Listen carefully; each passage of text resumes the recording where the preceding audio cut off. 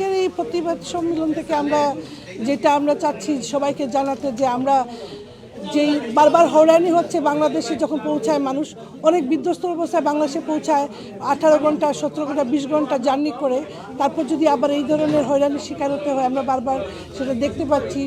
আমাদের এয়ারপোর্টে যখন নামা হয়, আমরা পেয়েছি অনেক কিছু বাংলাদেশ থেকে, অনেক ভালো হয়েছে বাংলাদেশ, কিন্তু আমরা চাই না, আমরা নিন্দা জানাই এই ধরনের কাহিনী যে সময় আমরা সামনে আসে, যে আমরা এগুলো থেকে বিরত থাকার জন্য আমরা চেষ্টা করছি। এবং আমরা চাই সরকার, বর্তমান যে আমাদের কেয়ারটেকার সরকার, আমাদের কথা শুনেন এবং কথা রাখেন, যে আমরা বাংলাদেশিরা যারা বিদেশে আছি, আমাদের যে আর্জি আছে আপনাদের কাছে, আমাদেরকে সুন্দর একটা সময় দেবেন বাংলাদেশে গেলে, যাতে আমরা হয়রানির শিকার না হই।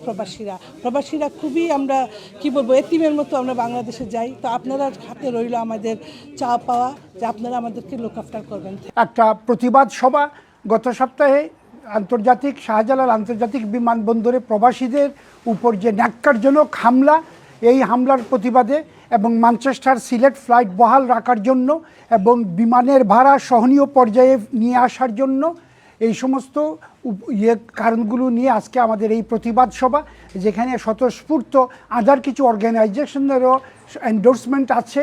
এবং আমরা সরকারের কাছে, বর্তমান যে ইন্টেরিয়াম বা বৈষম্যহীন সরকার, যে অগাস্টের পট পরিবর্তনের পর যারা ক্ষমতায় আসীন আছেন, তাদের কাছে অনুরোধ যাতে প্রবাসীদের ন্যায্য দাবি দাওয়াগুলো মেনে নেওয়া হয় এবং নো ভিসা রিকোয়ার্ড ফিটা ইমিডিয়েট পুনরায় যাতে 46 পাউন্ডে আসে, সেই দাবিগুলো আমরা এখান থেকে তুলে ধরেছি।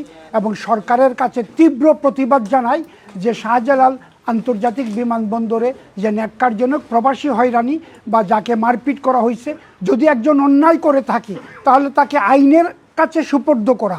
এই জন্য আপনি আইন নিজের হাতে তুলে নিতে পারেন না।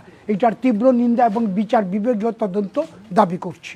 আমাদের যদিও মতামত আসছে আজকের এই প্রতিবাদ সভা থেকে, যে বাংলাদেশ হাই কমিশন ঘেরাওয়ের কর্মসূচি এবং বিমান বয়কটেরও কথা আসছে, কিন্তু ওগুলো আমরা পর্যবেক্ষণ করব এবং পরবর্তীতে আপনাদেরকে জানানো হবে, যাতে সম্মিলিত উদ্যোগ নিয়ে কিভাবে ওগুলো বাস্তবায়ন করা যায়। আমরা আজকে গ্রেটার সিলেটের মাধ্যমে যে দাবি জানাইলাম সরকারের, বর্তমান সরকারের কাছে, যে আমাদের যে প্রবাসী হলে বিশেষ করে এয়ারপোর্টে যে এত সবসময় হয়রানি করার, অপমান করার, এতে গিয়ারে দিন দিন কিন্তু এটা তারা কিন্তু বন্ধ করেন না।